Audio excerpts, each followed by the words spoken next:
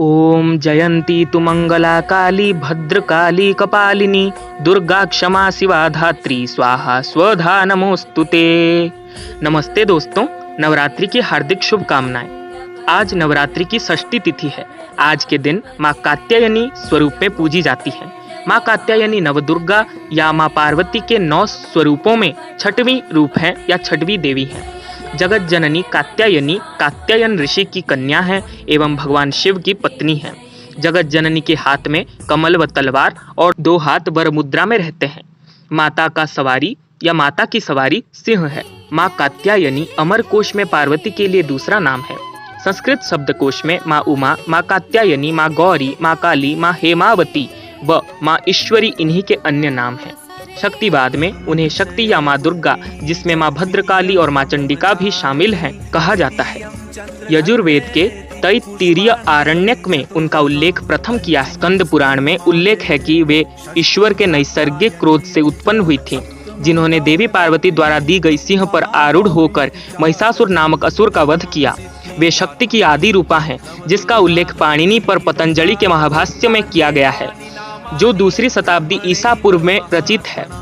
उनका वर्णन देवी भागवत पुराण और मार्कंडेय ऋषि द्वारा रचित मार्कंडेय पुराण के देवी महात्म्य में भी किया गया है, जिसे 400 से 500 ईसा में लिपिबद्ध किया गया था।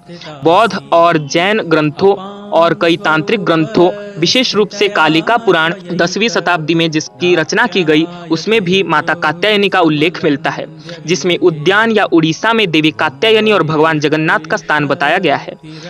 इससे हमें पता चलता है जगन्नाथ जो विष्णु स्वरूप है, उनकी शक्ति भी माँ कात्यायनी है।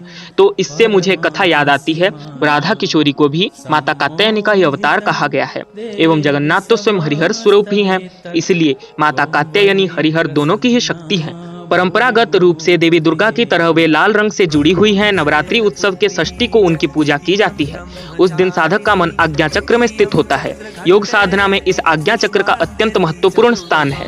इस चक्र में स्थित मन वाला साधक माँ कात्यायनी के चरणों में अपना सर्वस्व निवेदित कर देता है। परिपूर्ण आत्मदान करने वाले ऐसे भक्तों को सहज भाव से माँ के दर्शन प्राप्त हो जाते हैं। माता को समर्पित श्लोक है, चंद्रहासोज्ज्वलकरा सादृढ़ो वरवाहना कात्यायनी शुभम दद्या देवी दानवघातिनी। माँ का नाम कात्यायनी कैसे पड़ा, इसकी भी कई कथाएं हैं। एक कथा तो ऐसी है कि कात्यायन नामक प्रसिद्ध ऋषि के घर माता कन्या के रूप में जन्म हुई। उनके नाम से या कात्यायन ऋषि के नाम से माता का नाम कात्यायनी पड़ा एवं जगत जननी अम्बा पराशक्ति के स्वरूप में जन्म हुई थी, क्योंकि उन्हें महिषासुर नामक असुर का वध करना था। कई कथाओं में कहा गया है कि उन्हें काल के नाम का असुर का वध करना था। उसी असुर का वध करने के कारण माता कात्यायन ऋषि की बेटी के रूप में जन्म हुई। जगत जननी के कई पुराण हैं, उनमें से एक पुराण में यह उल्लेख भी है कि माता महिषासुर का वध करने के लिए ब्रह्मा, विष्णु, महेश एवं 33 कोटि देवताओं के तेज से जन्म हुई थी एवं माता 10 भुजा स्वरूप में जन्म हुई थी एवं 10 भुजा में 10 प्रहरण धारण करके माता ने महिषासुर का वध किया था। तो इनकी प्रचलित कथा, जिसे सभी लोग मानते हैं, वो ऐसी है कि माँ का नाम कात्यायन ऋषि के नाम से ही पड़ा था। तो कत नामक एक प्रसिद्ध महर्षि थे, उनके पुत्र ऋषि कात्य हुए। इन्हीं कात्य के गोत्र में विश्व प्रसिद्ध महर्षि कात्यायन ने जन्म लिया। इन्होंने भगवती पराम्बा या पराशक्ति की उपासना करते हुए बहुत वर्षों तक बड़ी कठिन तपस्या की थी। इनकी इच्छा थी कि माँ भगवती उनके घर पुत्री के रूप में जन्म ले। माँ भगवती ने उनकी यह प्रार्थना स्वीकार कर ली। कुछ समय पश्चात जब दानव महिषासुर का अत्याचार पृथ्वी पर बढ़ गया, तब भगवान ब्रह्मा, विष्णु, महेश तीनों ने अपने अपने तेज का अंश देकर महिषासुर के विनाश के लिए एक देवी को उत्पन्न किया। महर्षि कात्यायन ने सर्वप्रथम इनकी पूजा की, इसी कारण से यह कात्यायनी कहलाईं। ऐसी भी कथा मिलती है कि ये महर्षि कात्यायन के वहाँ पुत्री रूप में उत्पन्न हुई थी। जैसे कि मैंने कहा, अश्विन कृष्ण चतुर्दशी को जन्म लेकर शुक्ल सप्तमी, अष्टमी तथा नवमी के 3 दिन तक इन्होंने कात्यायन ऋषि की पूजा ग्रहण कर 10वीं को महिषासुर का वध किया था। इसलिए माँ कात्यायनी का नाम कात्यायनी पड़ा। माँ कात्यायनी अमोघ फलदायिनी है। भगवान कृष्ण को पति रूप में पाने के लिए ब्रज की गोपियों ने इन्हीं की पूजा कालिंदी यमुना के तट पर की थी।